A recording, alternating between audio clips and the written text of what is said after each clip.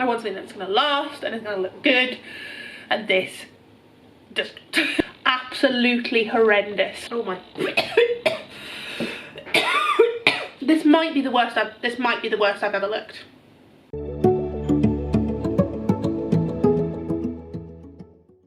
Well, hello YouTube humans, and welcome back to my channel. For those of you that don't know me, my name is Amy, and today I am going to be doing a full face of products that I not necessarily hate. There are a few of these in here that I do actually despise with a passion, but for the majority of these products there's a reason that I don't use them. They are not the most used products in my collection. They are ones that the formulation doesn't work, or the shade is completely terrible and I shouldn't have bought it, or they are just legitimately shit products.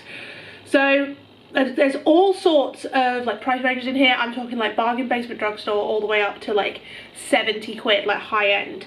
So we'll dive straight into it with the primer that I dislike, and it's for no other reason than I don't think it does anything special and it's a ridiculous price.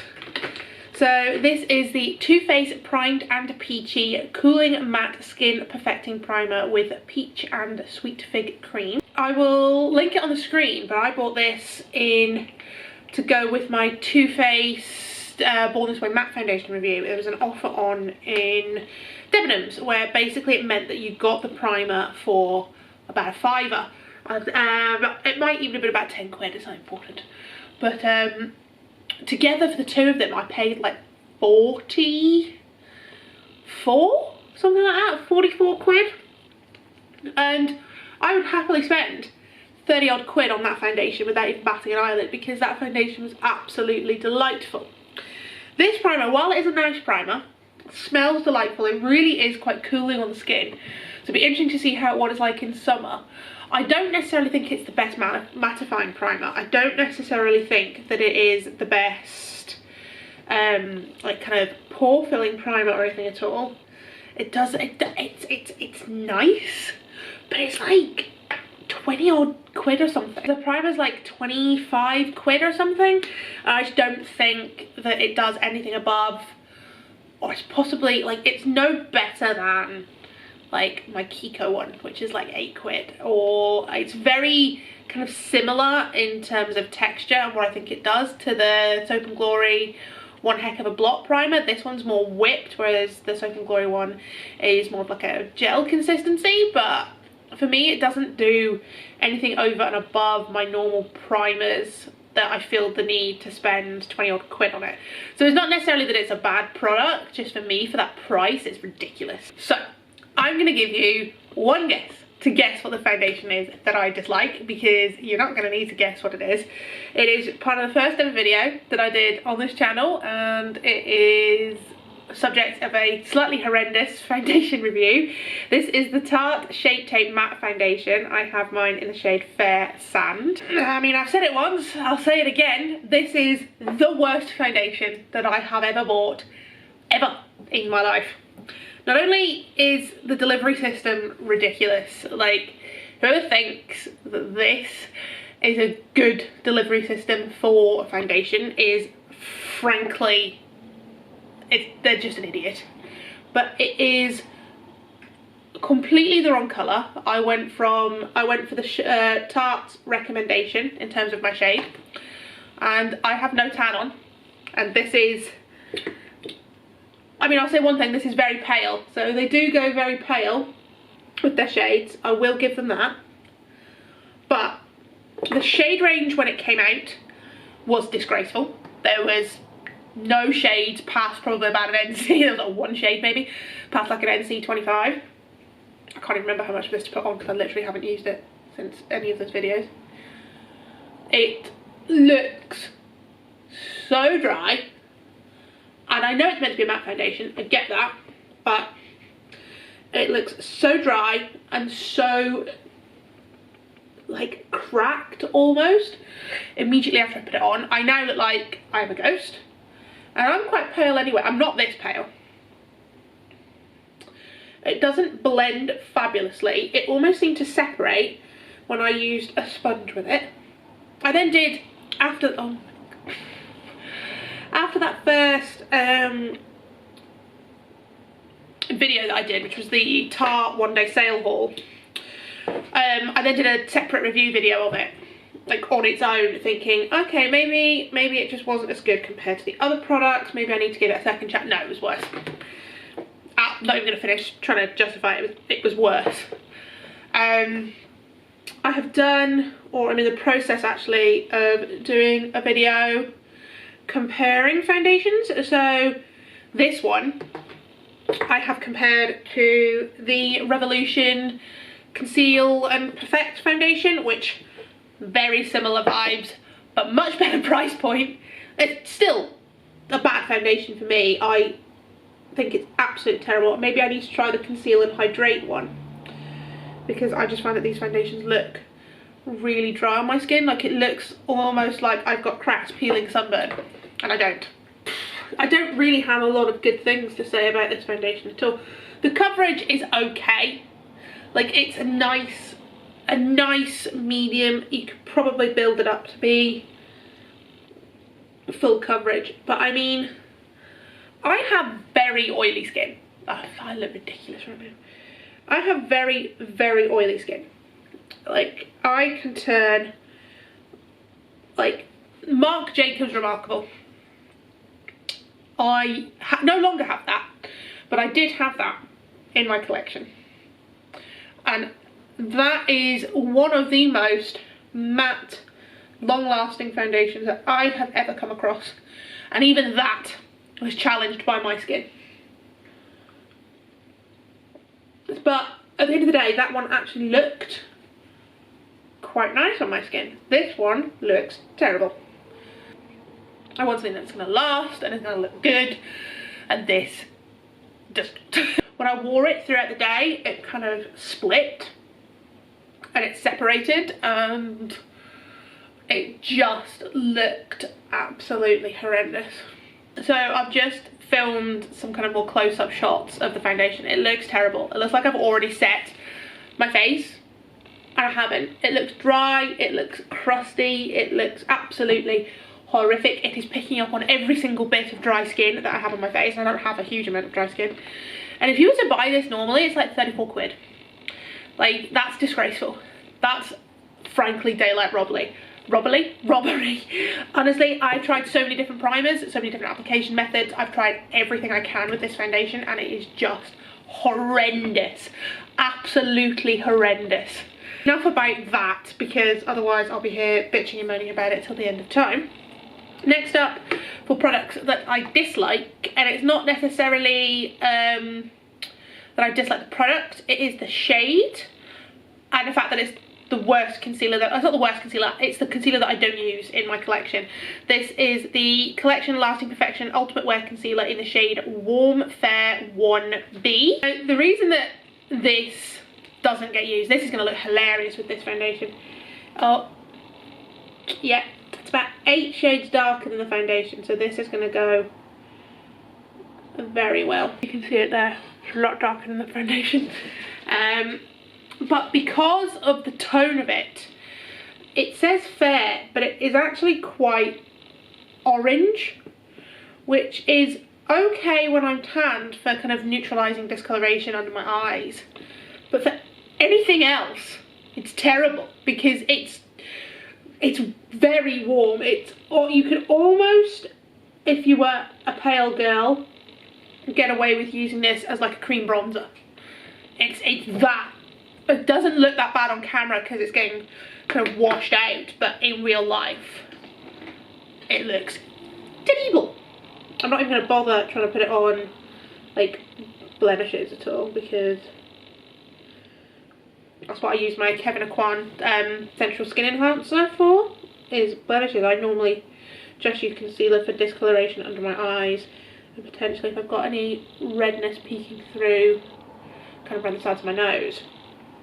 But it now looks like I've been punched in the face, and I have an orange healing ring around the side of my eyes, which is great. It's just not a concealer that gets used. The formulation obviously is fabulous, as we know. The Collection Lasting Perfection Concealer is great. They've had a reformulation and rebrand recently, so it does look in different packaging to this. but unless I am like going out or I've been on holiday, this concealer is just, and I'm like tanned or whatever, this concealer is too warm and too orange. I get the purpose of having a warm toned concealer, but it does not need to go that far into the warm tonedness because it's looking a little bit weird. Now obviously it's going to look weird because my face is like 85 shades lighter, but even normally it's just not the best look. The coverage is great, it doesn't look terrible in my eyes. Still, I don't need to powder at this point. I'm almost considering not powdering. It's a great price. I just think this shade in particular, it says warm fair. It's not that fair and it is very warm. I'd rather it was not that warm and very fair. So, you know, it's not a terrible product. It's just definitely not something that I'll be reaching for consistently. So moving on to powder. Again, no, this is a bad powder. This is legitimately a bad powder for me specifically. This is, I can't even turn this up to show you. This is the Revolution Pro Hydra Matte Translucent Setting Powder. And this is legitimately a good powder and also a terrible powder at the same time. It's a silica based powder. It's meant to be, from what I understand, a bit of a rip-off of the By Terry Hyaluronic Hydra powder. It's a silica based powder, and for those of you that don't know, silica is obviously very fine. It's lighter than air, and as a result it makes for a very good setting powder for people that don't like powder. It's the powder for people that hate powder, basically, if it's a silica based powder. Now for somebody that has oily skin, generally speaking, unless you really pack it on there, it's not the best for setting, like for a long wearing kind of makeup. But as I will show you, you can see that white cloud that has now erupted all over my desk. Because it is so fine, as a result, like, I don't know if you can see that, if I tap it on my face, like, it's like I'm smoking. But I'm asthmatic. I've had problems with pneumonia.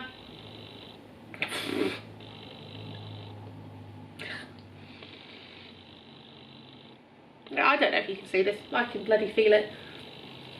I have problems with pneumonia and I have a lot of lung issues.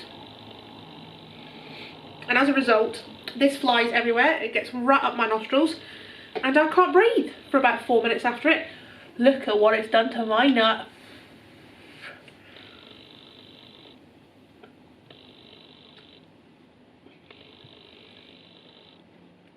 I mean, I look terrible.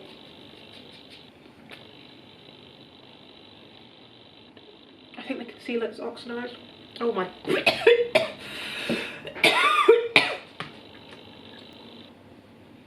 No. No, I'm gonna have to stop. So I hate to be that guy, but Hydra Matte my arse. It is just matte. It's also really not that translucent because look at my nose. This is terrible. I've got dark rings under my eyes. The concealer is now creasing because I can't set it properly, because this powder is just going to go everywhere. Right. On the plus side, I think this might lighten the concealer a little bit, but this might be the worst I've ever looked. No, not good. Not good. It's not translucent, it's not hydrating, it's very mattifying, I'll give it that, but it just flies everywhere and makes me have an asthma attack. So that's not brilliant. Whew. Lordy. Right, let's try and get a bit of colour in my face that isn't around my eyes, because I do look like I have legitimately been punched about now. It's a great look for me. We're going to move on to bronzer, and this is, again, as with a few of the products I'm going to show you, it's not necessarily that it's a bad product, it's more that I just don't reach for it. This is the CYO Girls On Contour Kit in the shade Fair. I appreciate this is a contour kit rather than a bronzing kit, but for me, it's a little bit too warm. I need a bigger brush, It's a little bit on the warm side to be a contour. But to be fair, that's normally a complaint I have of many contours. It is quite pale, I'll give it that. And it's not terribly pigmented, which again, for me is a bonus. For other people, that's personal preference. But it takes a lot of, like, I like a sheer bronzer. I like products that I can build up. I like ones that are really kind of difficult to fuck up. But this is possibly going the other way. And it's possibly too sheer. Like, I've put a lot of this on. And, like, you can't see it on my face. Again, I've taken some close-ups, like more close-up shots, so you can see what my skin's looking like at the moment. But I've put a lot of this on, and you can't really see it at all, which is a bit annoying. At the end of the day, yes, I appreciate that it's meant to be a contour product rather than a bronzer, but even then, like, I'm not looking great at the moment. We'll move on to blush, and this is possibly going to be quite a surprising one. But again, I want to preface this review. I do not hate this product. This is the Hourglass Ambient Lighting Edit Volume 3 palette. Now, as you can tell by the state of the packaging, I have mullered this. Absolutely mullered this. Sorry, I'm trying to find a blush brush. That one, that'll do. Now, I'm going to talk about the blushes in this product because I've hit, like, I'm making quite a dent in the bronzers and the powders and even the highlight. But the blushes in this, for me and my skin tone, while they are beautiful shades, so you have the shade Surreal Halo, which is this one, and Pure Effect, which is the kind of more peachy one. I want to specifically talk about the pinky peachy one, because even if I just tap my brush in, tap my brush off, the colour payoff on these blushes is very, very high. And as a result, I struggle to incorporate them because I end up with luminous pink cheeks. This specific colour, Pure Effect, I end up with like luminous pink cheeks. But to be fair, at the moment, I'm not entirely mad about that because it's kind of blending everything together. So it's a beautiful formula, beautiful blushes, as all powder products from Hourglass are. It's expensive. This cost me 70 quid, I think. But I've had this for about 18 months now. And at one point, this, like for a good 6 months, this was like my everyday palette. And I still haven't hit pan on any of the shades yet. So I absolutely adore this, love this product. But just the pigmentation level of the blushes is a bit higher than I would necessarily like, because I like to be able to build up the colour where I see fit and where I like to do it. I don't necessarily have that option. And as well, if you're somebody that has texture in your skin, this is not necessarily something that I struggle with, but when I do have healing blemishes across my cheeks, this is something that I notice. As with all Hourglass products as well, the finish of them generally tends to be quite luminous, as it would suggest. Ambient Lighting Edit Volume, like, it's all about lit from within, and that's kind of what Hourglass is known for.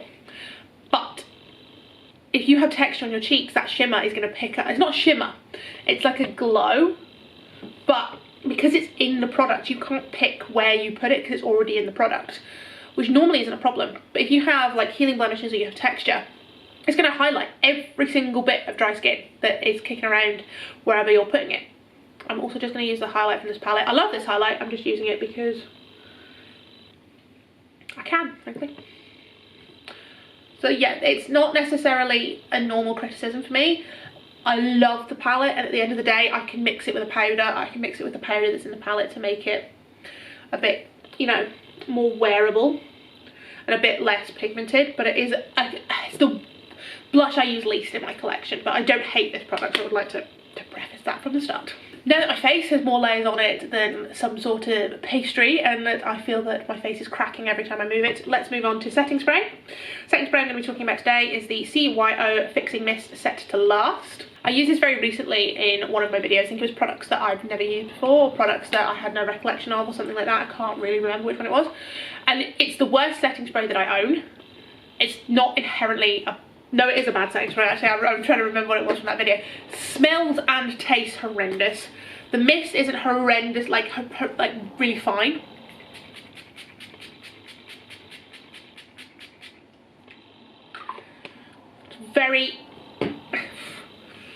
It's very alcohol-y. Like, I feel like you could like shot that quite easily and it would get you quite drunk, because I can feel it. I've got some blemishes that are healing underneath his makeup, and I can feel it stinging them. I can actually feel the alcohol stinging them. And in terms of like settling powders on my skin and making my skin look less powdery, it doesn't do a very good job of that either. I'm just gonna douse myself in it, see whether that helps.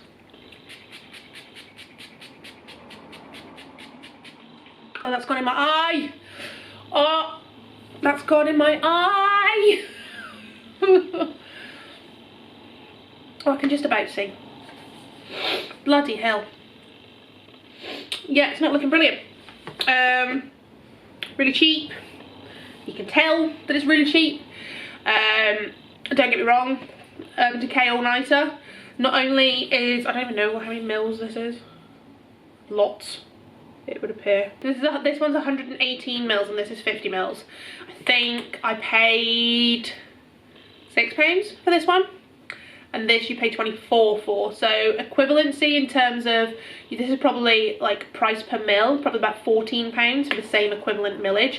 I paid the extra tenner for this every single time. Never have any issues with the Decay All Nighter because it's brilliant. So now I'm going to move on to brows. And today I am going to be using the Tarte Sketch and Set Brow Pencil and Tinted Gel, which I got in my most recent Tarte one day sale haul. I have mine in the shade medium brown. You have a brow pencil on one side, which is fine, and you have a brow gel on the other side, which is, the brush is terrible. It's like a mascara wand rather than a brow wand, so it doesn't have the length of the bristles to be able to comb it through properly. It's way too dark and it's a little bit warm. So my camera's actually about to die, so I'm going to go do my brows off camera and I'll check back in with you guys in a minute. I'm back after doing my brows and they look ridiculous, slightly too warm. The pencil is neither thin nor thick, so you can't really do precise lines. You also can't really do background shading without really scribbling, so it makes the colour too dark. It doesn't look, I look like I've got slugs on my face. So great so far. We are then going to move on to eyeshadow. You might have seen this floating around being used as my mirror. We're going to be using the W7 On The Rocks Neutrals on Ice palette today. So as you may know, W7 like to do rip-offs of Anastasia palettes. So they did one that was the Modern Renaissance rip-off. Loved that one. They've done a soft glam rip-off. This is their rip-off of the Subculture palette. And this I have the same complaint about, as I've seen a lot of people complain about the Subculture one. So the issue that a lot of people had with the Subculture palette was that it was almost impossible to blend because the shades were too pigmented. I have the same issue with this palette. So I'm going to use the colours that I generally don't use. So we're going to be going for the greens today. So I'm going to start by using the shade Moscato here as a transition. They kick up a lot of product. They're quite difficult to blend and work with. And in some of them the pigmentation is great, in some of them the pigmentation is non-existent.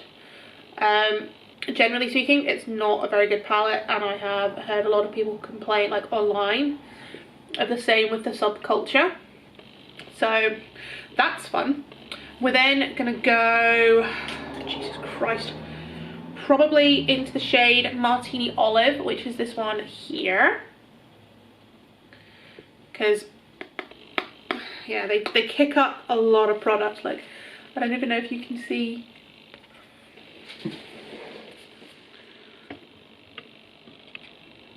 Like on Martini Olive there's a lot of kick up. A lot of powder. Just kind of kicking around. And I do like wearing green. That just has disappeared. There we go, that's a bit better. I do like wearing green eyeshadow on myself. I think it works quite well as like a juxtaposition because I have hazel eyes.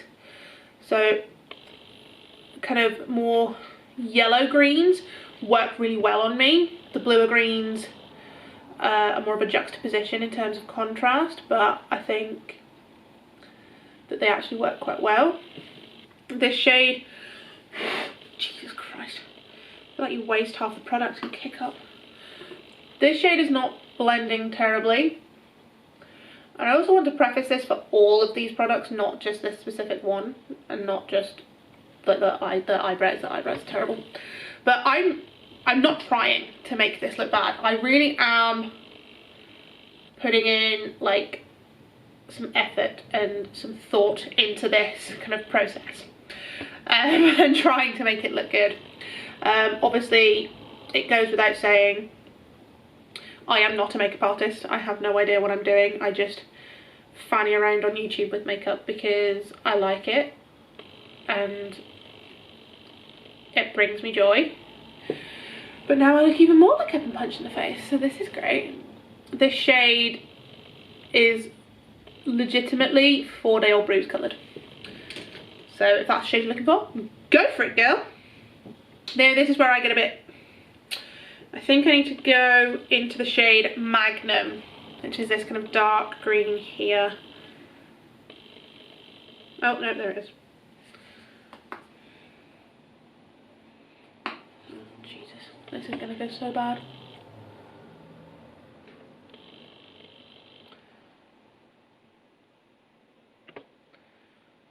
Like this shade, it's so dark in the pan, and there is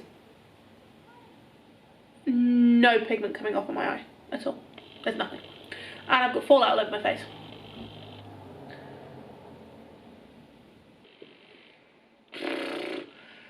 This is not good.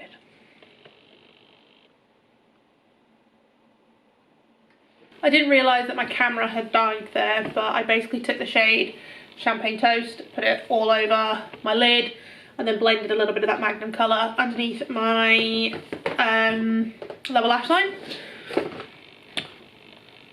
This is kind of what we're looking like at the moment. It's the pigmentation is there and also isn't there. It's terrible. Anyway, I'll insert, if I can be bothered taking a photo of this afterwards, what the final look looks like. In person it doesn't look as bad as it's probably looking on camera, so I'm punched in the face, but hey ho. Look like I've been punched in the face the past 20 minutes. So I'm going to move on to mascara now, and I have two mascaras that have the opposite problems to each other. So we have the PS Beauty Fake It False Lash Effect Mascara and the Estee Lauder Pure Colour Envy Effects Multi Effects Lash. So this mascara is too dry. It feels like there's nothing in there, and I think I opened this maybe 2 weeks ago, and this is too wet. So this should be entertaining. I normally always use two mascaras. The brush on this is weird. It's got like a brush, or it's got like bristles on one side and then plastic one on the other, so you can kind of get different looks with it. But basically I'm just going to whiz through these because this video is going to be like 18,000 years long already.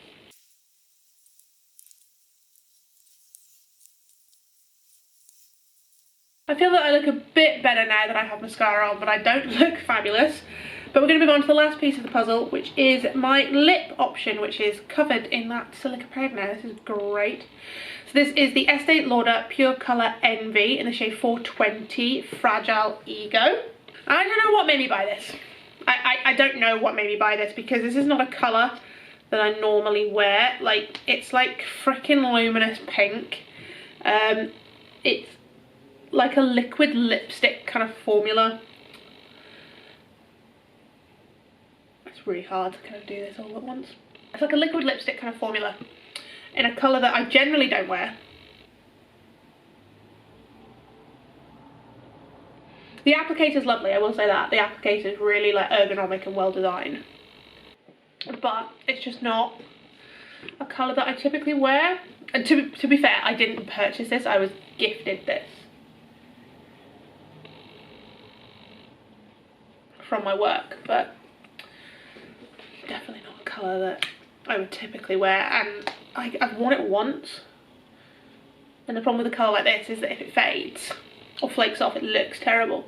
Plus it really doesn't go with this eye look. I feel a bit clownish. So we're doing well. Well, this has been a journey, has it not? All in all, I would say that the eyes haven't turned out as bad as I thought they would. The mascaras are, they're there, aren't they? My face looks horrific. The blush is fine, it's too strong a colour pigment. There is nothing in here that I have thought, you know what? Actually, I'm wrong about this is pretty decent. Not one thing. It's either I'm not bothered by these products, or some of them I really, really dislike. The only thing I will say, This specific eyeshadow, Champagne Toast, that is really pretty. Products they're there, you know. If I had to pick like 3 of them to save, like if I was to keep 3 of them, just because I think this could be a fun summer lip option without this amount of makeup elsewhere on my face, and if I was a bit more tanned, I'd probably keep the Estee Lauder lipstick. I would keep the Too Faced primer, because it's not a bad primer, it's just not worth the 28 quid or whatever it is that they're charging for this. And obviously I would keep the Hourglass palette. It's just that the blushes are probably a bit too pigmented for my colouring at the moment. But yeah, that has been my full face of products that I dislike, hate, whatever you want to call it. Let me know down below in the comment section what products are that you guys don't like, so that I know what I need to be staying away from. Hit the subscribe button if you haven't already. Don't forget to give this video a big thumbs up and turn on the notification bell so you don't miss any of my future uploads. And other than that, I will see you next time, guys. Bye.